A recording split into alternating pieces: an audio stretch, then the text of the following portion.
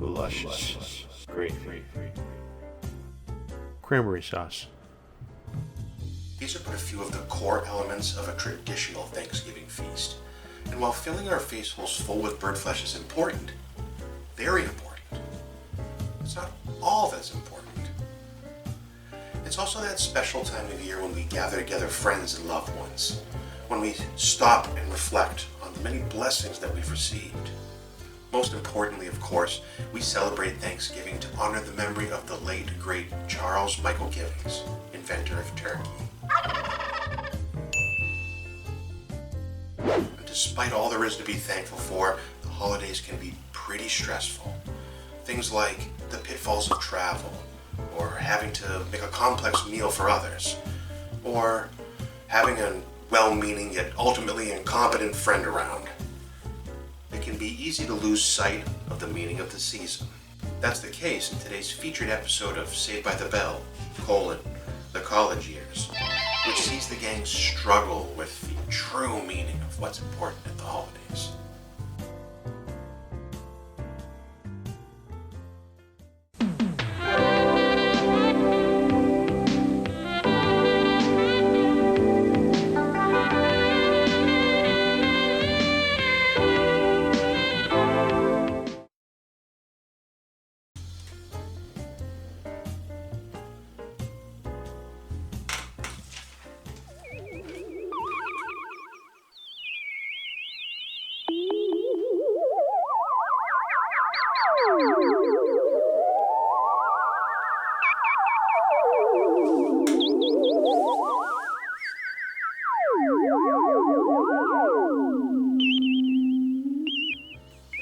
Later in the show, we'll have Throat Stuffer Magazine's up-and-coming award winner, Chris Pipple, here to share some of his Thanksgiving secrets.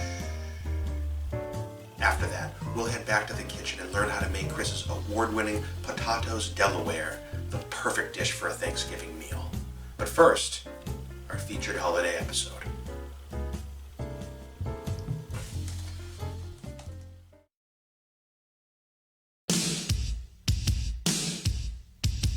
Saved by the Bell: The College Years premiered in 1993, immediately following the finale of its hugely popular predecessor. After 5 seasons of emotional investment in the ups and downs of these relatable high school students, then NBC president Brandon Tartikoff thought it only natural that fans would want to follow their Bayside buddies into the more mature adventures of college life. Boy, was he wrong. The show performed consistently low in ratings for the entirety of its run, regardless of the time slot that it aired it. It was famously despised by network executives, and after Tartikoff's departure, it was actively sabotaged, being programmed head-to-head with ratings juggernauts such as Full House.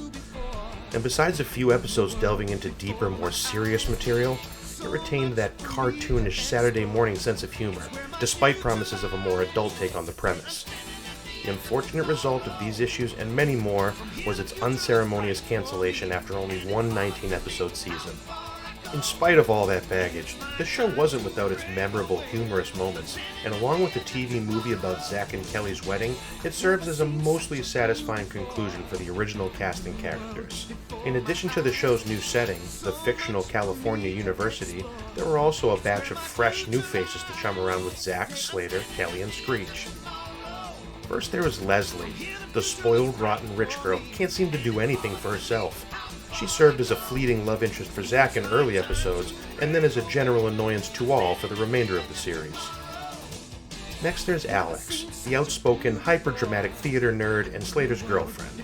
Her presence on screen is rarely a welcome one.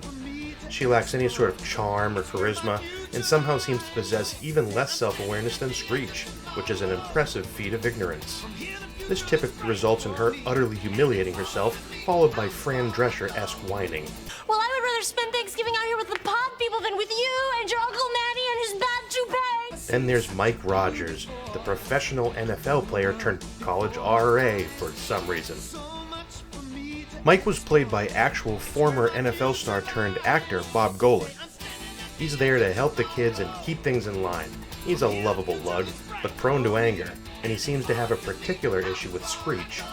Aside from a horny English teacher and a curmudgeonly cougar for a dean, that's the cast of the college years. Make of it what you will. Anyways, on to the episode. We open on the gang in their very conveniently shared co-ed dorm room, packing and just being overall cool, confident teens. Everyone's discussing their plans for Thanksgiving break. Screech, looking like a Jim Henson Muppet come to life, walks in with the cocksure swagger of a man far cooler than he. You get to sit at the head of the kids' table? You know it, bucko! Mike pops in to check if everyone's almost ready to leave. He mentions that he won't be going home for Turkey Day this year. Instead, he'll be organizing a dinner on campus for underprivileged kids. Screech is so moved by Mike's charitable act that he offers to stick around and help, an offer that is swiftly rebuked. Nope, it's okay, Screech. Thanks, though. Boy, everyone sure does hate Screech, most especially his friends. Mike mentions that he has tickets to a Raiders game up for grabs. In an act of blatant sexism, he only offers them to the guys, who are understandably thrilled at such an exciting prospect. But before they can even begin to negotiate, Zack suddenly chimes in with some obviously made-up story about his non-existent brother who's never been to an NFL game before. Zack, of course, has no intention of giving these tickets to any fake brothers and just wants to sell them for a little extra cash. Mike, who is clearly an easily duped imbecile, gives the tickets to Zack without a single follow-up question and even scolds poor Slater on his way out. Selfish. A little later, Slater is carrying Alex's luggage out, and he doesn't hesitate to express his annoyance with how much she's bringing. She explains to him that she just wants to make a good impression on his family, and he does exactly what you should do in that situation. Scare her with cryptic advice about the hoops she'll have to jump through to impress them. You want to make a good impression? Mm-hmm. Don't talk politics with my father. Got it. Laugh at all of my Uncle Caesar's jokes. No problem. Leslie enters the room so that she can say goodbye to her roommates. She informs the group that she won't be going home for the holiday either. As it turns out, her cold-hearted and filthy rich WASP family doesn't celebrate. She'll instead be sticking around to help Mike feed the kids. Cut to the dining hall where Leslie's already happily begun making construction paper turkeys for the tables when Mike swoops in and promptly crushes her holiday spirit. He scoffs at her efforts and reminds her that these are tough street kids, so cut the namby-pamby crap.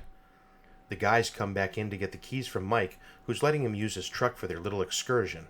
He reads them the riot act and, as is disturbingly the norm, he takes an extra moment to bully Screech and banish him to the back seat, putting a nice exclamation point on just how little he trusts him. Before Screech can get out the damn door, Mike stops him, and in a perplexing turn of events, asks him for help moving a pool table. Oh, you won't let me drive your car, but you want me to help you move the pool table. Is that what you're saying? Exactly. Okay. After backing down like the spineless coward that he is, Screech gives us a little taste of why he actually does deserve the abuse that he takes by bungling a simple 3 count and causing Mike to throw his back out. Why didn't you lift? I said 3. You didn't say go. Why the hell would he ask Screech? Why would he ask the man that he's been tirelessly berating for his incompetence since the beginning of the episode? Why didn't he ask Zack or Slater? They were just here, and they're clearly better suited to the task. This really should have been a no-brainer, Mike. I don't mean to sound insensitive, but you deserve that horrible injury. Back upstairs, Zack is looking for Screech so they can finally head out. Luckily, he doesn't have to search for long because Screech is out in the hallway attempting to finish Mike, who's now wheelchair-bound after his little accident. I said I can do it myself. Well, if that's the way you want it. Kinda seems like he was venting a little frustration there. Holy shit. Look at that crack in the wall. How fast was he going? Yeah, he's definitely got a severe head injury. What with that goonish Looney Tunes look on his mug. Screech ultimately feels responsible for Mike's injuries. Rightly so, seeing as how we just witnessed him shotgun Mike into the wall seconds ago. Despite the murky waters involved with intent, Screech, in an unselfish act of concern for his friend, makes the decision to stay behind to help care for Mike. No, Screech, go home. Please, go home. Go home and cripple somebody in your own family. Man, that is just gut-wrenching to see. It doesn't even feel right to make a joke here. He's definitely not okay after that. Finally on the road, the rest of the gang sings songs to pass the time. Slater continues to warn Alex about his sinister family of freaks. I hope your family likes me. Don't be silly, Alex. They're gonna love you.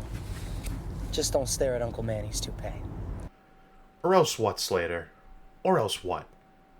Zack has apparently taken them on a shortcut, and seconds after making overly confident remarks about how quickly he'll get everyone home, the car breaks down. He makes an attempt to keep everybody calm, but unfortunately, they all know he's full of horse. Stuck in the middle of nowhere, the guys get out to take a look under the hood. Luckily, Slater is a known grease monkey, so he rolls up his sleeves and dives right in, while Zack dicks around and tries to scare the girls. Back at the dorm, Mike casually drops the bomb on Leslie that she'll now have to cook Thanksgiving dinner for the kids. She, of course, freaks out. Understandably so, what with her complete lack of cooking knowledge and apparently never having set foot in a kitchen before. In a not whatsoever comforting tone, Mike insists to Leslie that cooking is simple. Leslie, cooking is simple. All you gotta do is follow the recipe. Oh, is that all you gotta do? Well, thanks for that useful culinary tip. Leslie tries to calm herself down. After all, how hard could it be? Understanding the subtle nuances of great cooking should be easy for a girl with a 3.8 GPA. Screech returns from the store with medicine for Mike and some cooking supplies. He pulls out a huge thermometer for the turkey, and Mike immediately assumes it's to try and murder him again. For some reason at that point, Screech starts to get all handsy and pisses Mike off, so he swats him away like a dung fly. Another sad-face moment for Screech. They're piling up and the episode's only half over. Out in the woods, Zack bitches at Slater to hurry up so he can get back in time to sell those Raiders tickets that he screwed him out of earlier. I can only assume that he's been carefully pondering the risks of burying Zack in the nearby forest. While Slater toils, Zack and Kelly share a random sexy memory in the truck. Just before things start to get too hot and heavy, there's finally an update. After a thorough inspection, Slater has determined that there's absolutely nothing he can do, and they're stuck out there until someone comes along. He wipes absolutely nothing off of his hands in frustration.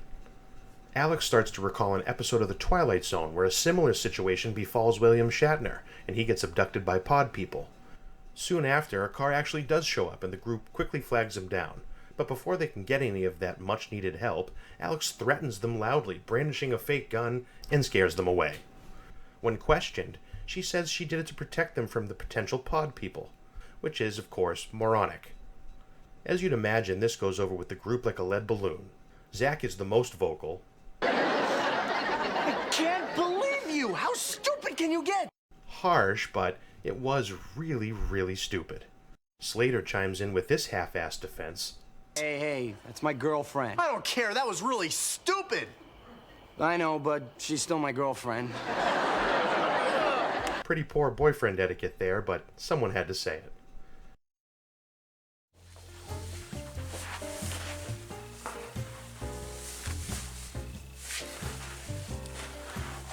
Things aren't looking great for Zack and the crew, but I have a funny feeling they're going to figure out the true meaning of Thanksgiving. Speaking of Thanksgiving meal wouldn't be complete without a little dessert. After the next break, we're going to be back with Chris Pipple.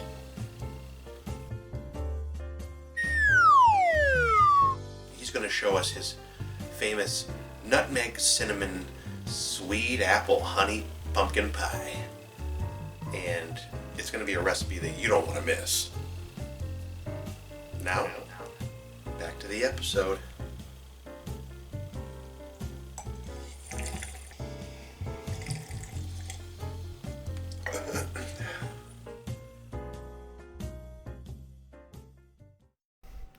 We return to the dining hall where Leslie is already apologizing for ruining one of the side dishes, and we're just getting started. Trying to stay positive despite being in the weeds, Mike reminds them, at least we've got the turkeys. He nervously confirms with Screech that those turkeys are indeed on the way, and Screech insists that they are. Good old reliable Screech. I'm sure he's got everything under control. Great job entrusting him with the most important task again, Mike. Zack, Slater, and the girls return and give Mike the bad news about his truck.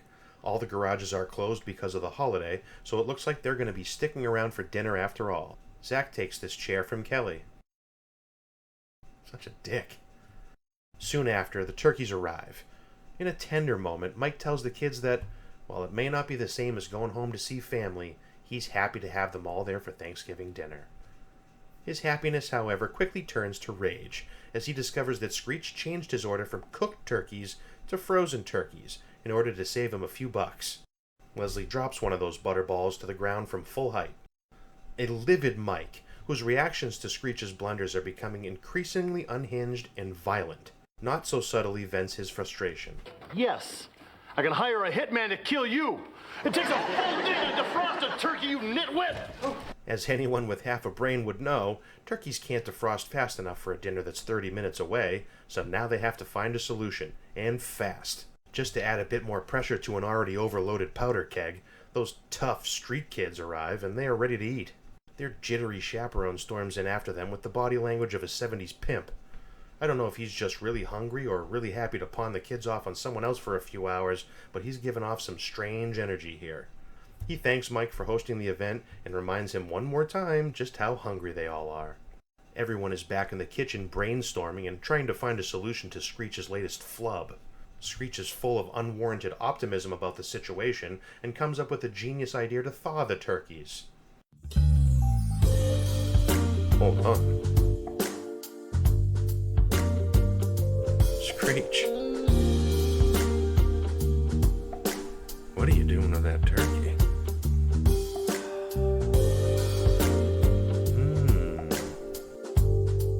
I think I'm starting to like this. Oh. I guess he's doing hairdresser stuff to it? Still very weird, though. At this point, Mike starts panicking and giving out tasks. He sends Zack to the store for more supplies. Alex and Slater go to entertain the restless children.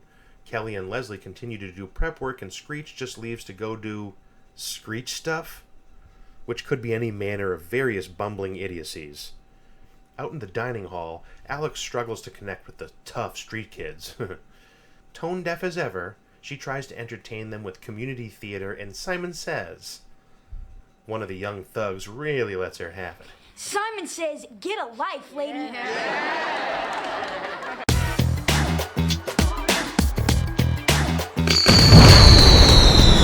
Suddenly, Slater goes all alpha male and takes control of the situation. Okay, that's enough. Simon Says, go play video games. Zack returns from the store.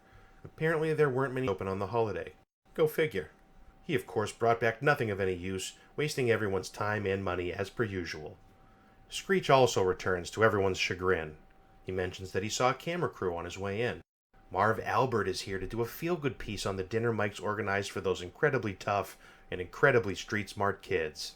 He tells the gang to keep doing what they can to prepare for dinner as he heads out to lie to a famous American broadcaster.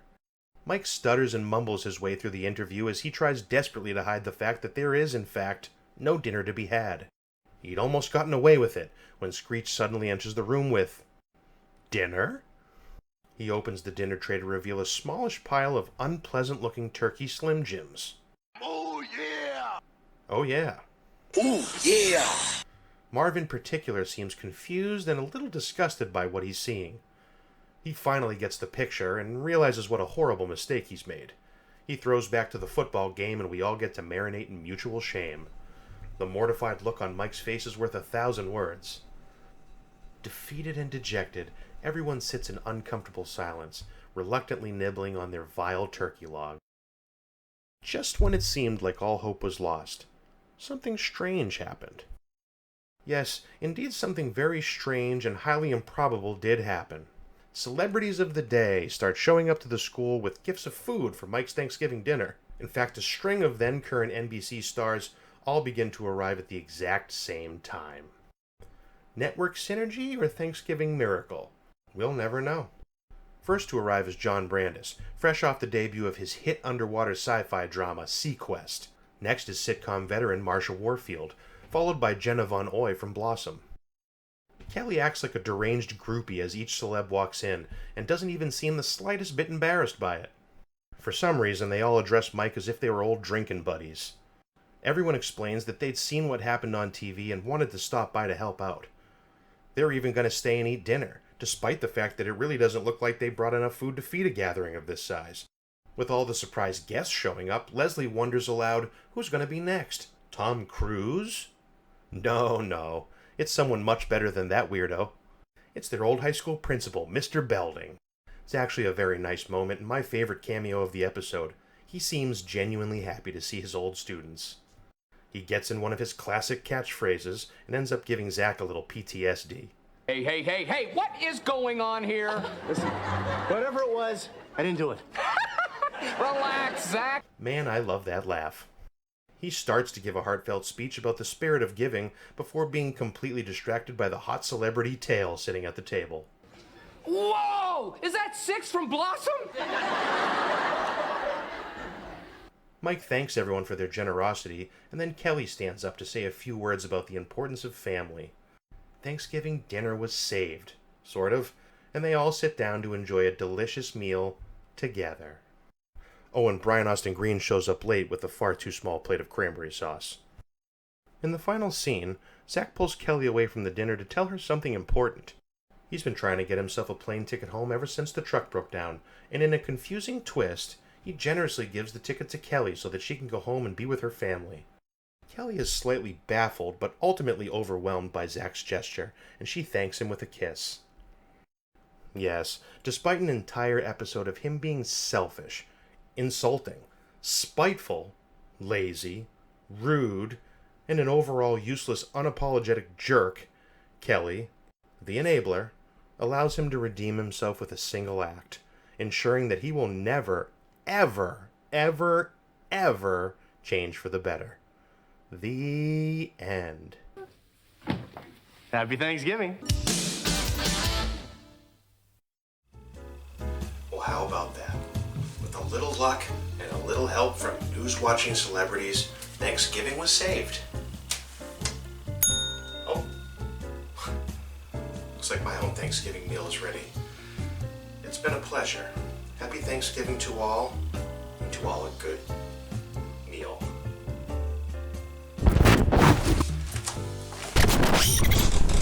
Oh, shit.